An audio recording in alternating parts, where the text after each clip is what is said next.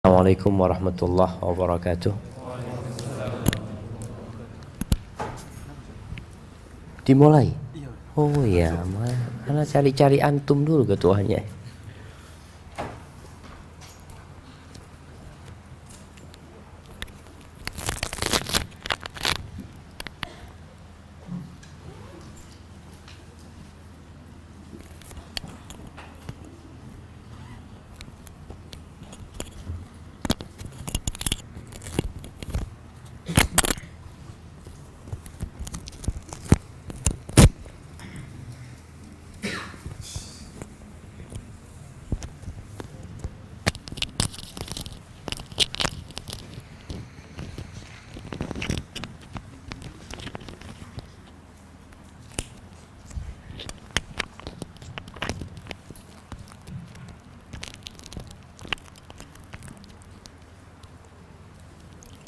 Jadi antum jadi suami harus tahu semuanya. Sampai urusan mikrofon gak rusak. Jadi suami itu kalau lampu rusak di rumah gak perlu panggil tukang. Ada hal-hal remeh yang harus dipelajarin oleh setiap suami. Keran di rumah harus diganti, jangan nunggu tukang. Mobil kempes jangan nunggu istri yang dongkrakin. Atum dongkrak sendiri. Baik, alhamdulillah wassalatu wassalamu ala rasulillah, amma ba'd. Kita masuk ke sesi memanage konflik dalam keluarga.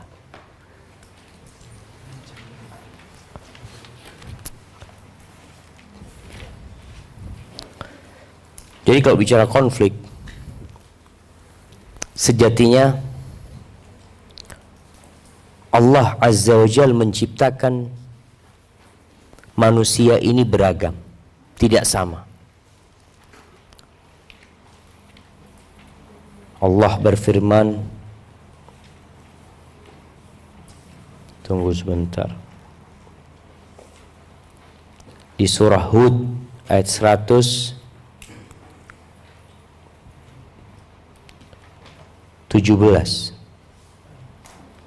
Allah mengatakan, walau syaa rabbuka la ja'alan nas ummatan wahidah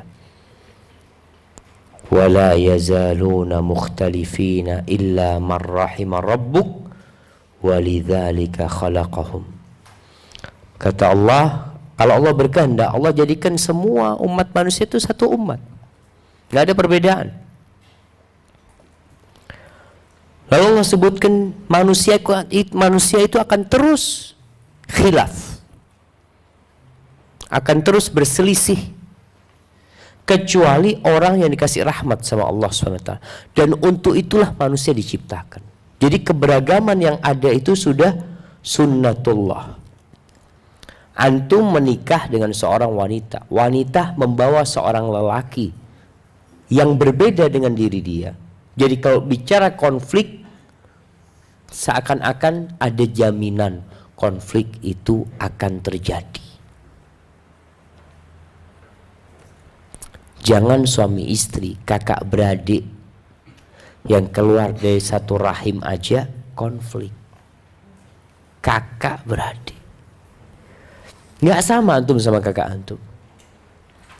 Yang satu bersaudara 4, yang satu bersaudara 5, dia akan mendapati 5 orang ini beda sama dia, nggak ada yang sama.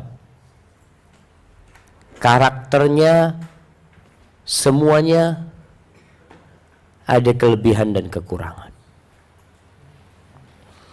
Ketika pemikiran ini ada berdiri kita, itu modal utama bagaimana menghadapi konflik yang ada sekarang. Antum nggak bisa maksa istri antum harus jadi seperti antum. Sebaliknya, istri juga nggak bisa menuntut suaminya harus sesuai dengan keinginan dia dan seperti dia. 4 sahabat Nabi sallallahu ala nabiyina wasallam, Abu Bakar, Umar, Uthman dan Ali, semuanya memiliki karakter yang beda. Abu Bakar tidak seperti Umar, Umar tidak seperti Uthman, Uthman tidak seperti Ali bin Abi Thalib.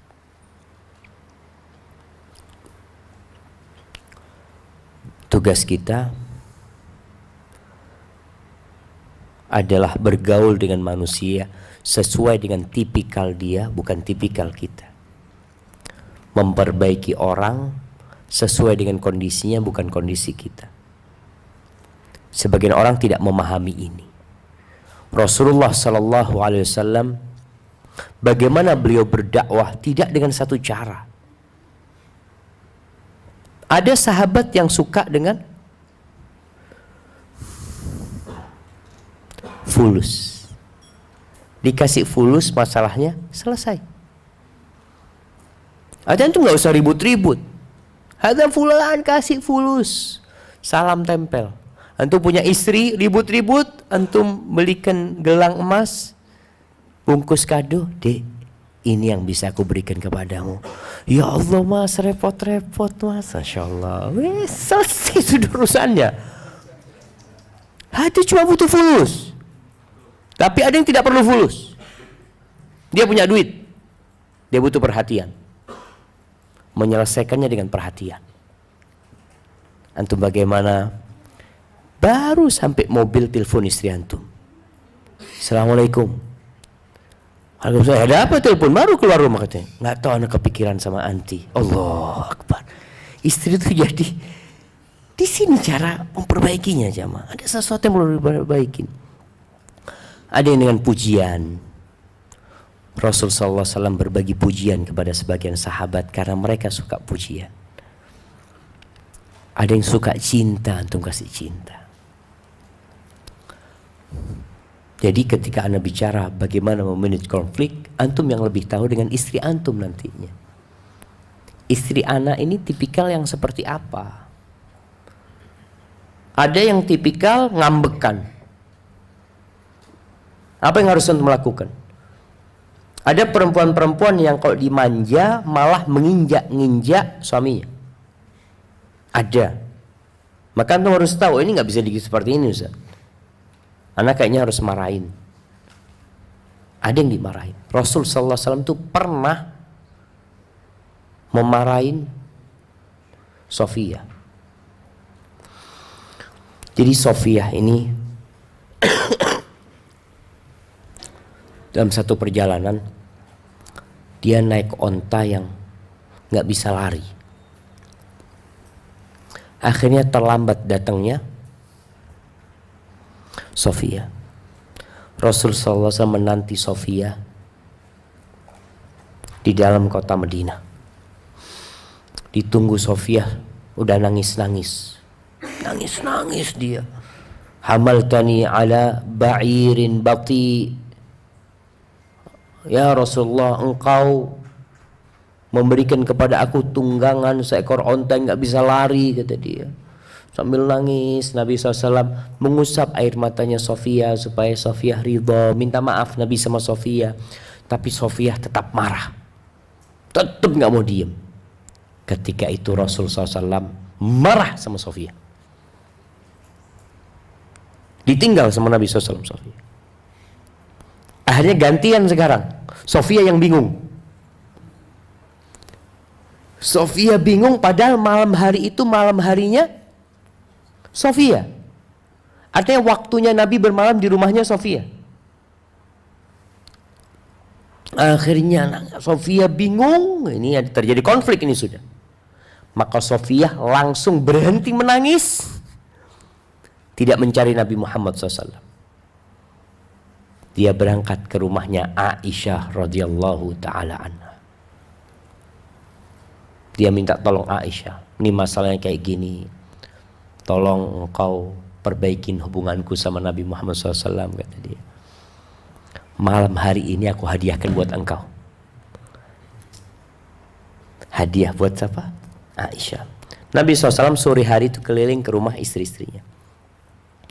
Sampai di rumah istrinya, rumahnya Aisyah.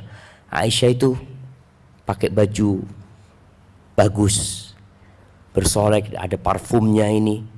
Nabi SAW masuk, ada apa engkau ini? Ini bukan malammu, kata dia. Apa kata Aisyah? Dzalika fadlullah yu'tihi man yasha. Itu karunia Allah, Allah kasih kepada siapa yang Allah kehendaki. Tahu Nabi SAW, berarti Sofiyah menghadiahkan malamnya buat Aisyah. Selesai konfliknya ya. Dan subhanallah, pernah terjadi konflik yang cukup berat di rumah Nabi Muhammad SAW sama Zainab bintu Jahsh. Dalam hadis ini juga peristiwa berkaitan dengan Sofiyah ini. Nabi SAW mengatakan kepada Zainab, Zainab, kalau engkau pinjamkan ontamu kepada Sofiyah. Apa kata Zainab? Oh, engkau mau kasihkan ontaku kepada Yahudi itu? Marah Nabi sama. Itu 3 bulan dihajar itu Zainab.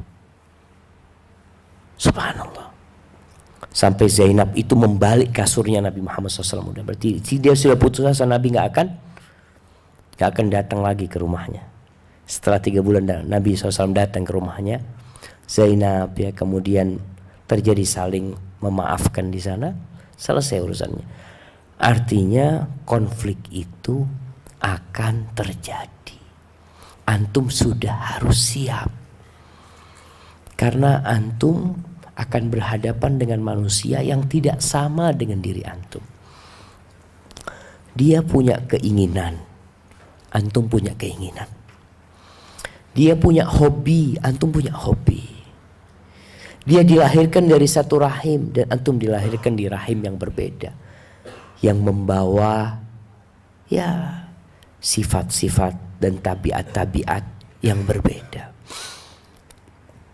Terus bagaimana menghadapi konflik? Yang pertama, jangan marah.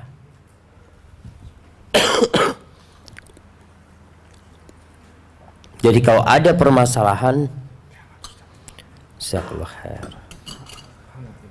Syukran. Ini kok kayaknya menghadap ke ana jemaah, bukan? Anunya. Enggak dihadapkan ke.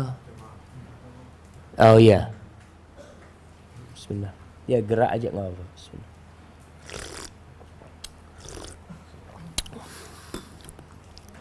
Alhamdulillah.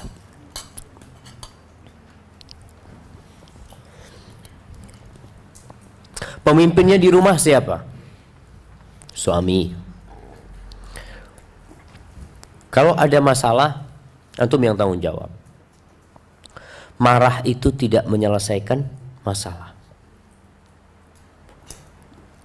Berapa banyak konflik yang disebabkan masalah remeh berakhir dengan perceraian.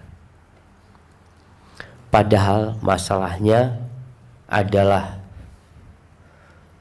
air jahe hangat yang terlalu banyak gulanya, kemanisan. Ini sekarang kemanisan nih jemaah. Suami ngatakan, "Dek, ini kemanisan jahenya, Dek." Mas sudah dibikinkan masih komplain, Mas. Ini masalah sudah.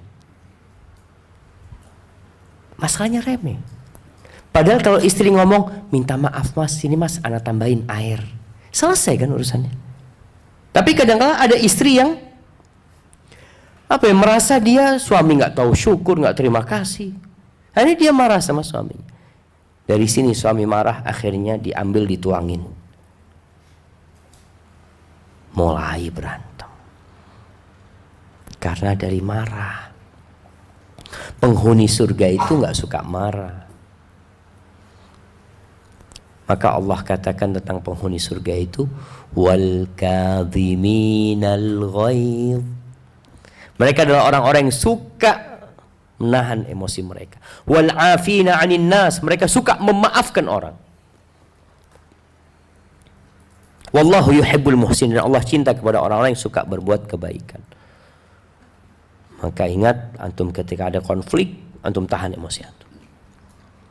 Rasul sallallahu alaihi wasallam mengatakan, idza ghadiba ahadukum falyaskut. Kalau marah salah seorang di antara kalian, diam.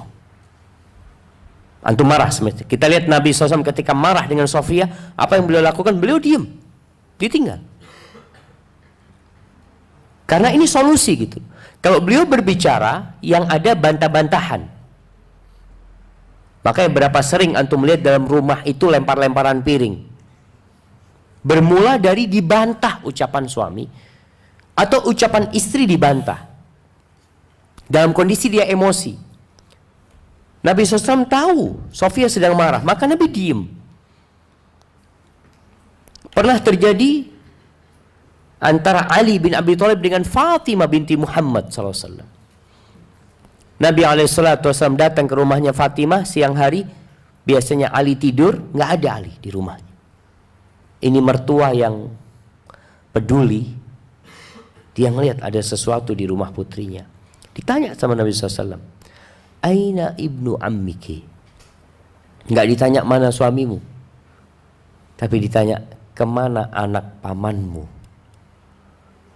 Diingatkan dengan hubungan rahimnya. Kemana anak pamanmu? Katanya Fatimah, bayangkan Fatimah ribut sama Ali. Ghadabani anifan falam yaqil indi. Tadi marah sama aku atau aku bikin marah dia, kemudian dia nggak mau tidur siang di rumah. Terjadi di rumah Sayyidatu Nisa'il Alamin, wanita termulia di alam semesta ini. Itu salah satunya adalah Fatimah binti Muhammadin sallallahu ala nabiyina wasallam. Ghadabani anifan falam yaqil anni. Maka dicari sama Nabi SAW. Ternyata ada di mana Ali bin Abi Thalib? Tidur di Masjid Nabawi. Tidur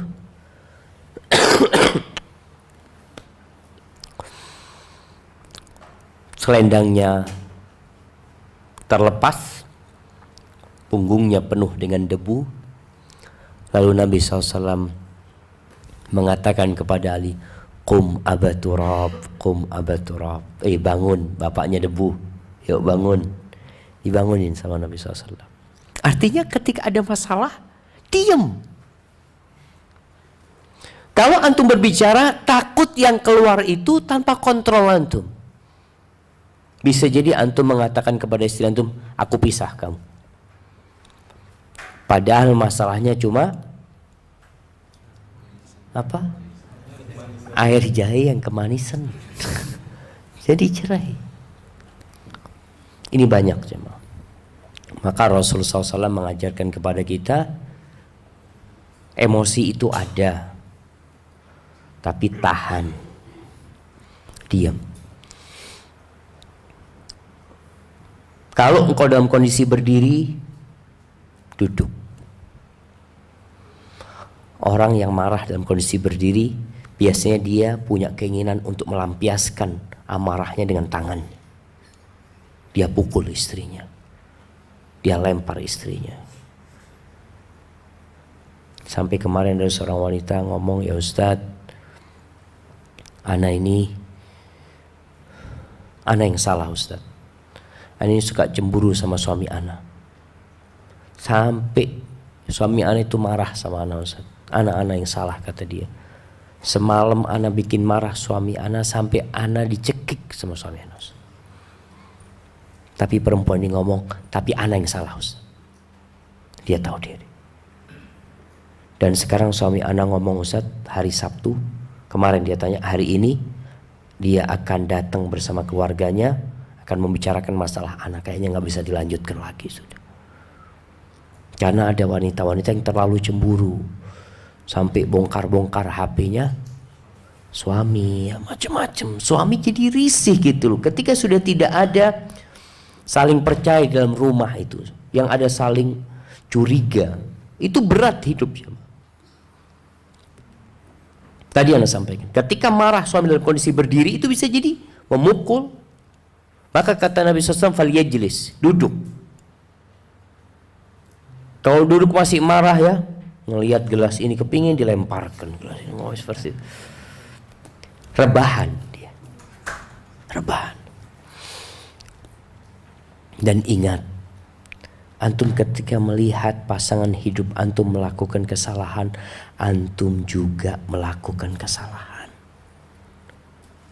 Jadi untuk menghibur diri ketika melihat ada kesalahan dilakukan pasangan hidup kita, supaya kita tidak marah, supaya tidak terlalu emosi, tahulah engkau manusia biasa yang penuh kesalahan. Kata Nabi SAW, kullu bani Adam khata' wa khairul khata'in at-tawwabun. Semua manusia itu melakukan kesalahan, dan sebaik-baiknya melakukan kesalahan adalah yang bertobat kepada Allah, kembali kepada Allah. Kembali kepada Allah bukan berarti dia tidak ngulangin dosanya, jemaah. Bisa jadi orang bertobat kemudian ngulangin dosanya, tapi ketika dia bertobat dia sudah niat untuk tidak ngulangin. Kan syarat tobat sudah jelas. Karena ada seorang wanita, ini juga masalah keluarga. Ada seorang wanita mengatakan, Ustadz, ana dapetin suami ana main judi online Ustadz 2 kali. Waktu itu ana sumpah Ustadz, sumpah pakai Quran lagi sama suami ana. Suami ana janji tidak akan main judi online lagi. Dan dalam sumpah itu ana katakan, kalau engkau main judi online lagi, aku minta pisah. Sampai seperti itu. Suaminya alhamdulillah tidak main judi online berapa lama. Tapi setelah berapa bulan main lagi, Ustaz. Akhirnya ana minta pisah, Ustaz. Tapi ana nyesel, Ustaz. Istrinya nyesel gitu loh. Padahal kan bisa diselesaikan tanpa bercerai sebenarnya. Ana sampaikan, orang itu bertobat tidak harus tidak mengulangin dosa itu. Bisa jadi dia benar-benar bertobat, tapi karena godaan, ya, kemudian dia terjebak dalam dosa lama yang sejatinya dia sudah bertobat. Jadi itu ingat kita, semua berbuat salah.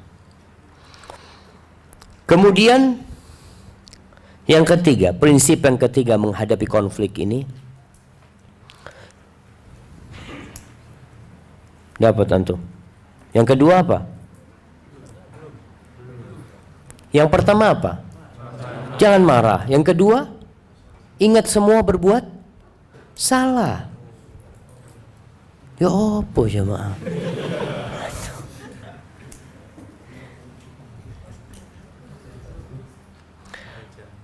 Yang ketiga, ketahuilah bahwasanya hidup ini ujian.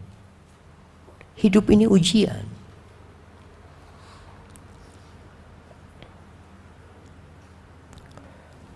Jadi antum mau sama istri ini, antum mau cerai sama dia, antum mau jadi duda, antum tetap dalam ujian, tidak akan lepas dari ujian. Yang lulus dari ujian itu 2 orang. Satu bersyukur, yang satu bersabar. Ada yang diuji dengan harta, seperti Qarun, akhirnya dia tidak lulus. Ada yang diuji dengan penyakit dan kehilangan harta, seperti Nabi Ayub alaihissalam, beliau bersabar. Ada yang diuji tidak punya anak bertahun-tahun. Kadang-kala masalah konflik itu disebabkan nggak punya anak. Ada yang diuji, Nabi Ibrahim alaihissalam berapa tahun nggak punya anak. Nabi Zakaria berapa tahun nggak punya anak. Ketika seorang melihat, ya ini memang ujian, aku dapat istri seperti ini, iya. Atau istri mengatakan, Ustadz, ana dapat suami kok zalim Ustadz, ya. Dia mudah sekali marah, mudah sekali mencaci maki. Apakah kemudian anti gugat cerai? Selesai masalahnya, anti keluar dari ujian itu, anti akan menjadi janda dan terjebak dalam ujian mungkin yang lebih besar. Mungkin juga ketika anti jadi janda, bawa anak, suami nggak peduli sama anak-anak anti. Anti akhirnya harus bekerja sendiri. Jadi seharusnya orang memandang hidup ini ujian, sudah anak akan hadapi. Makanya sebagian ulama itu Masya Allah, ketika dia dapat istri yang akhlaknya buruk, yang suatu hari sohibnya itu datang ke rumahnya, alim ulama ini jemaah, alim ulama, sohibnya bertamu, dilihat istrinya alim ulama ini kok kayaknya kurang adab, ngomongnya kasar macam-macam. Sama tamunya, ente kenapa nggak ceraikan dia? Banyak perempuan lainnya. Kata dia, aku takut istriku ini adalah ujian buat aku karena dosa-dosaku. Aku takut kalau nikah lagi dapat yang lebih parah dari dia. Udahlah yang ini ana jalanin. Masya Allah. Artinya seorang tahu diri gitu. Hidup ini ujian. Dan kita tadi awalnya kita sebutkan jangan marah, banyak berbuat dosa, kita melakukan kesalahan. Bisa jadi pasangan hidup kita itu gambaran dari dosa-dosa yang kita lakukan sebagai penghapusan dosa buat nanti. Ini yang menyebabkan akhirnya sebagian orang hidup bersama suaminya dengan konflik yang tidak berujung sampai mati. Antum pernah melihat orang tua kita, kadang-kadang antum melihat abah ibu ini ribut gak mari-mari, tapi Masya Allah habis gitu makan bareng lagi, ngobrol bareng lagi, tapi konflik-konflik terjadi di antara mereka karena mereka tahu ya sudah ujian hidup ini jamaah. Wa nabluukum bisyarri wal khairi fitnah wa ilaina turja'un. Tapi antum juga yang keempat ini harus mengevaluasi diri. Karena kata Allah Azza wa Jal, ma asabaka min hasanatin faminallah. Kalau engkau dapat kebaikan itu dari Allah. Kalau engkau dapat keburukan itu dari dirimu sendiri. Makanya ketika antum lihat ribut terus dalam rumah, antum segera bertobat kepada Allah Azza wa Jal. Dosa itu membawa naas dalam kehidupan kita. Sebagaimana riba menghilangkan berkahnya harta yang kita miliki. Bisa jadi penyebab konflik itu utang. Ana dapat buku anti riba, subhanallah ya. Disebutkan di sana salah satu yang menyebabkan keributan, sakit itu adalah hutang riba karena jadi beban dia. Maka segera antum bertobat kepada Allah Azza wa Jalla. Perbaiki hubungan antum sama Allah, Allah perbaiki hubungan antum sama pasangan hidup antum. Istri punya suami yang zalim, coba dia perbaiki hubungannya sama Allah. Mungkin sholatnya dia telat-telat, mungkin dia punya utang Ramadan yang tidak dia bayar, mungkin dia suka ghibain orang, mungkin dia suka ngomongin orang. Melakukan itu. Tidak semuanya kita yang ngurusin. Kita serahkan sama Allah, ya sudah ya Allah. Karena sebagian orang mengatakan saya sudah tobat Ustaz, gak bisa ngurusin suami anak Ustaz. Ya sudah, serahkan sama Allah Azza wa Jalla. Dengan memperbaiki hubungan kita sama Allah, semoga Allah memperbaiki hubungan kita dengan keluarga kita. Kemudian yang ke-5. Masya Allah, ada yang keempat, ada yang ke-5. Nah, apa yang keempat? Evaluasi diri, mengevaluasi diri. Yang ke-5, masalah dalam rumah jangan keluar dari tembok rumah. Masalahnya tetap di sini. Kadangkala ada orang ngomong, ini ngomong di sini, habis di sini. Jangan keluar rumah.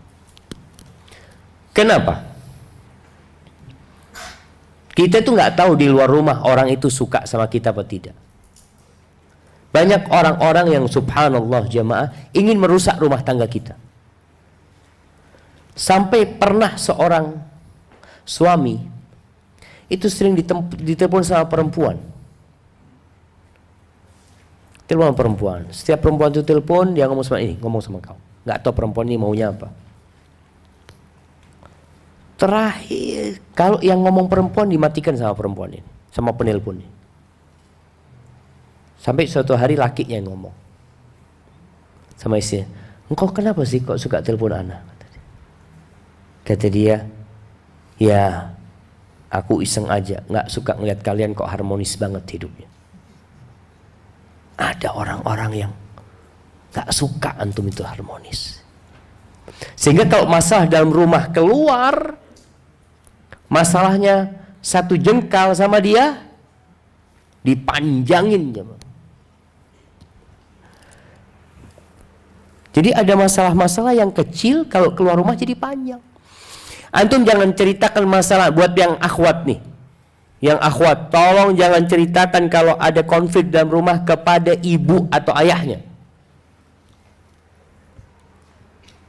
Ini sebagai bentuk berbakti kepada orang tua.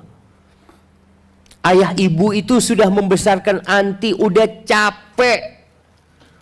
Kok sekarang engkau sudah menikah masih merepotkan orang tua lagi? Maka usahakan engkau hadapin masalahnya.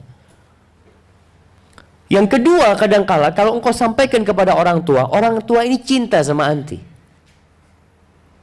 Dan mungkin orang tua nggak suka sama suami anti, tapi anti cinta sama suami anti.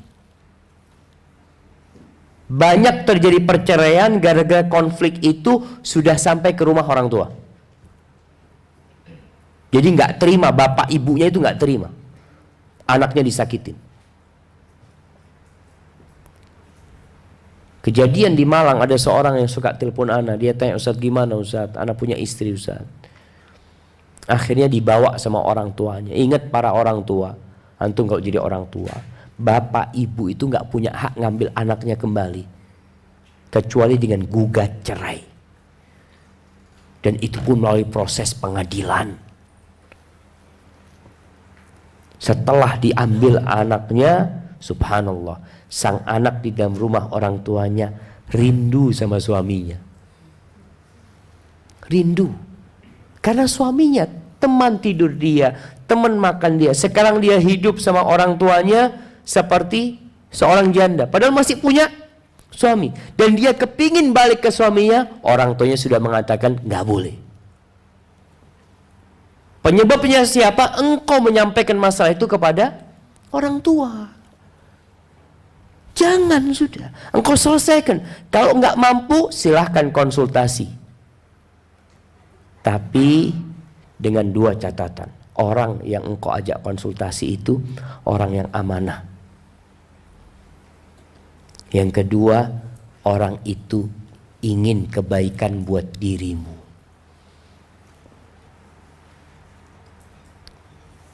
Karena kalau tidak, berbahaya. Curhat jangan di medsos. Ada seorang perempuan, adiknya telepon ana, Ustaz, ana merasa kakak ana ini punya masalah berat Ustaz sama suaminya Ustaz, ana minta solusi. Antum tahu dari mana? Ana tanya. Ana lihat status kakak ana Ustaz.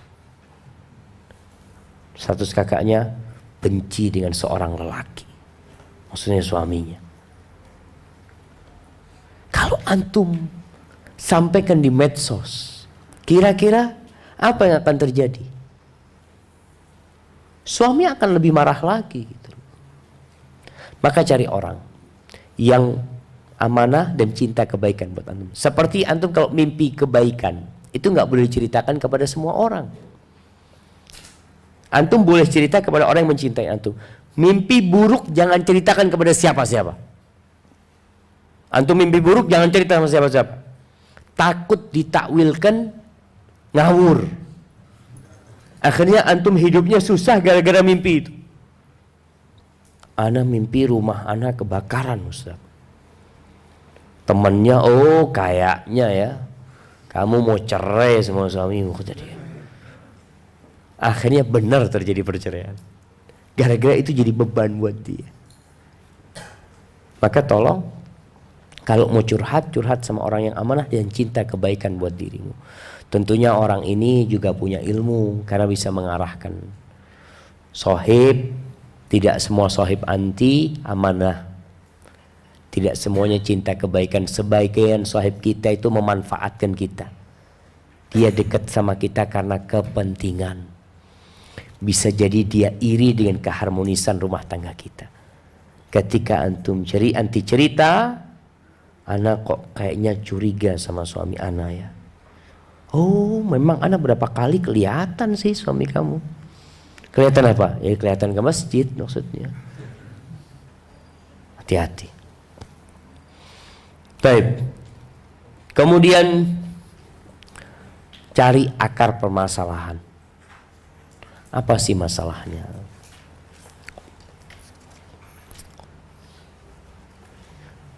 Jadi dokter itu sebagian ngasih obat dengan harapan pasien balik lagi. Tapi kebanyakan dokter enggak. Dia ngasih tahu, nih, ketika dia datang, laporan, dok, anak sakit, dok. Apa sakitnya? Suka batuk, dok. Ada dokter yang kasih obat batuk. Tapi ada dokter yang tanya, kamu ngerokok? Iya, dok. Kamu kalau mau sembuh berhenti ngerokok. Kalau enggak ada manfaatnya ini, obat ini. Sampai ada dokter mengatakan, kamu kalau masih ngerokok jangan kesini lagi sudah. Nggak ada gunanya obat ini. Karena penyebabnya kamu tahu.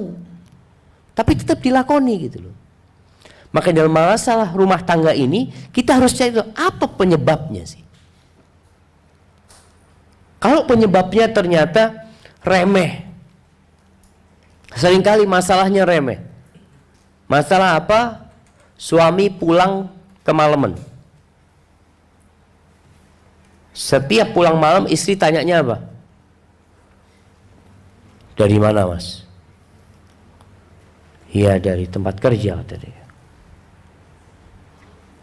Ngapain? Ya lakukan kerjaan. Sama siapa? Ini kayak polisi aja cuma sedang bikin BAP itu.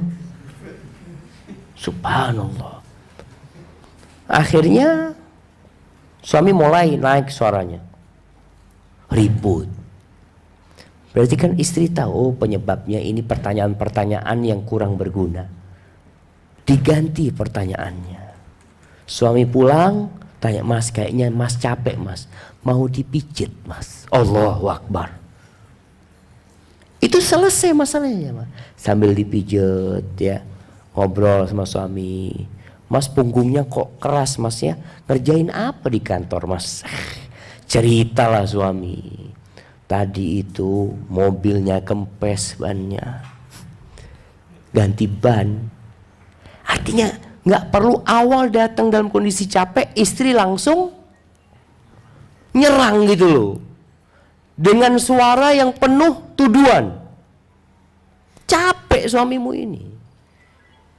Dan buat para akhwat, ketahuilah, akhwat ini Allah ciptakan mampu meredam amarah suami.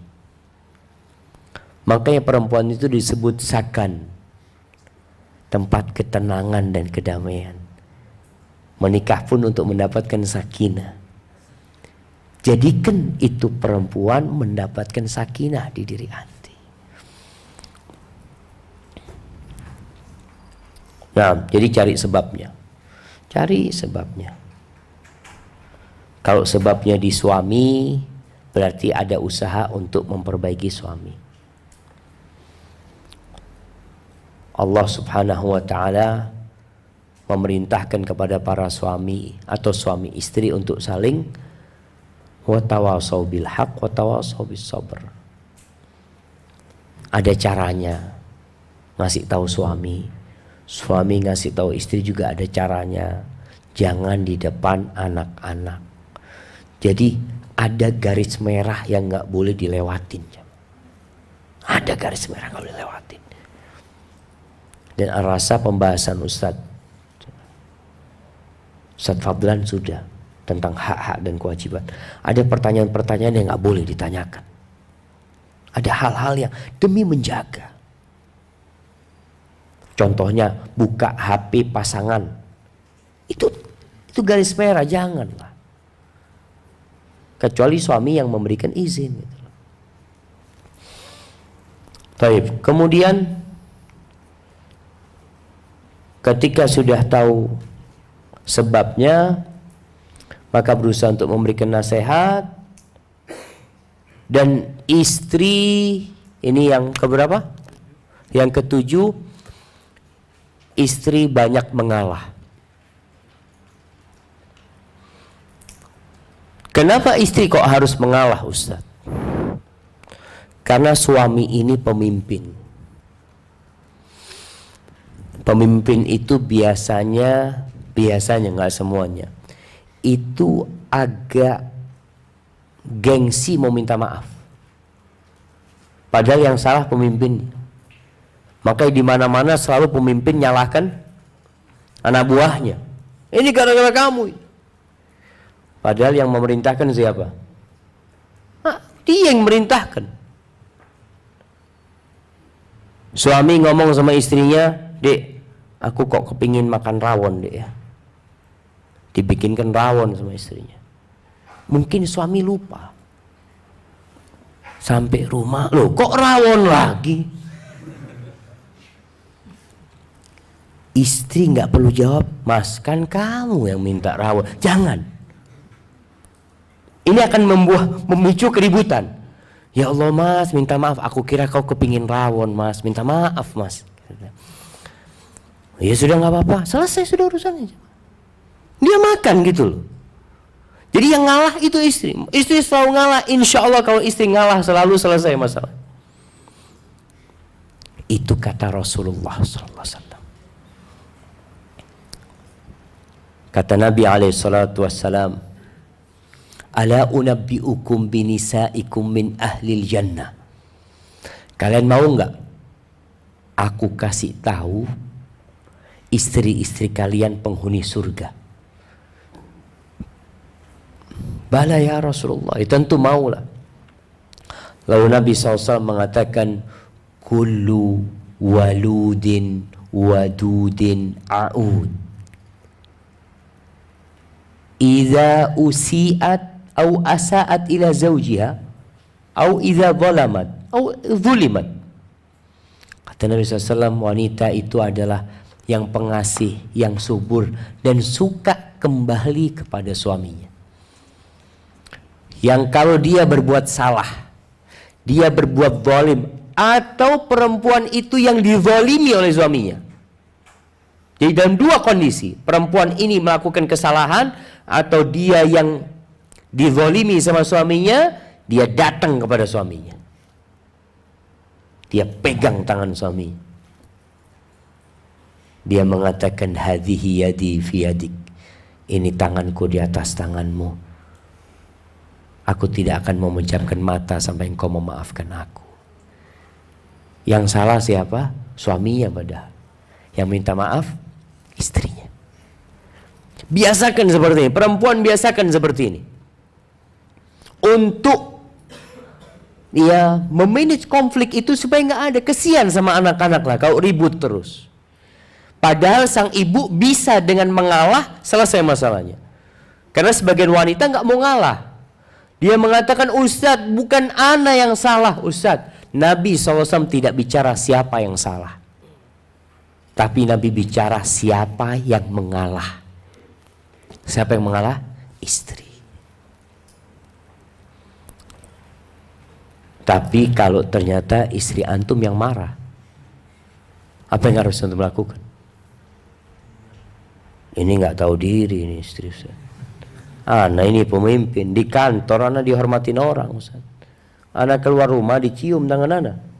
Sampai rumah sama istri dibentak-bentak anak Ustaz. Apa yang harus dilakukan? Sabar juga.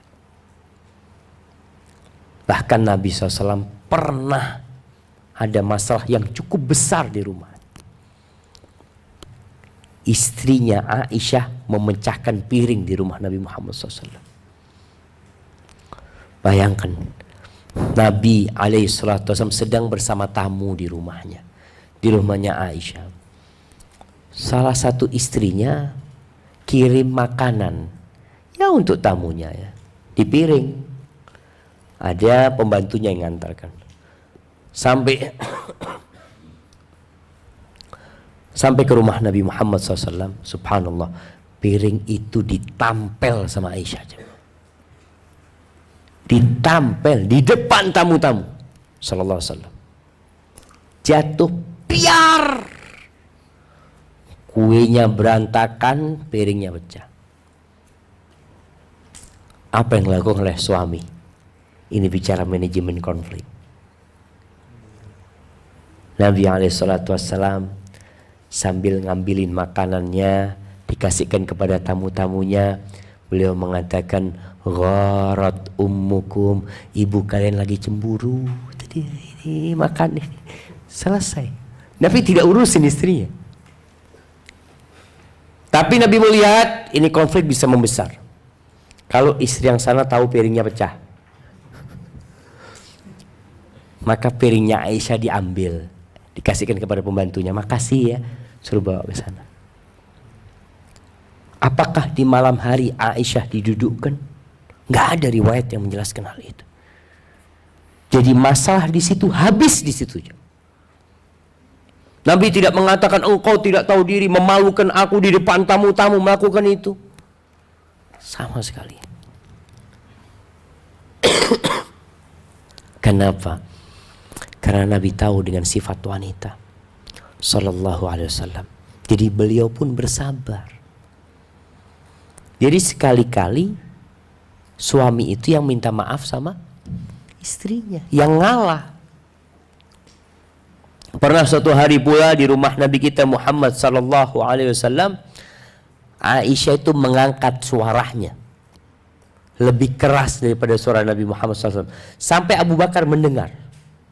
Abu Bakar minta izin masuk ke rumah Nabi Muhammad SAW, dikasih izin, beliau langsung datang menjumpai Aisyah untuk menampar Aisyah, untuk memberikan pelajaran kepada putrinya.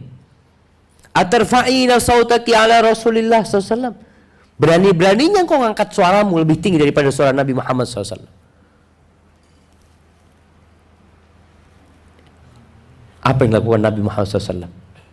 Nabi duduk, alhamdulillah ada bapaknya datang. Ya kasih tahu nih anakmu kasih tahu ini. Enggak. Nabi SAW langsung bangun menghalangi Abu Bakar supaya tidak bisa menyentuh Aisyah radhiyallahu taala. Dihalangin, diselamatkan Aisyah ini dari bapaknya. Akhirnya Abu Bakar merasa gak enak, pulang nih. Selesai kejadian itu, duduk nih, udah kondisi tenang tapi masih diem-dieman ya. Namanya habis marah. Nabi lalu mengatakan SAW, engkau gak ngelihat tadi aku belain kamu dari orang yang memukul kamu tadi? Iya. Akhirnya baikan mereka berdua. Abu Bakar datang lagi ngelihat Aisyah sama Nabi SAW lagi ketawa-ketawa ya.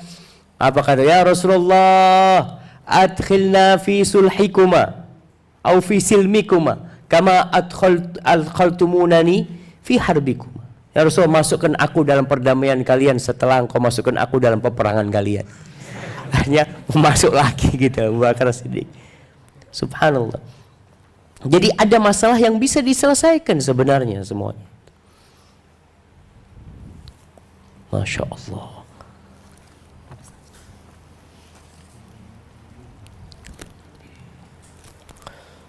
Taib.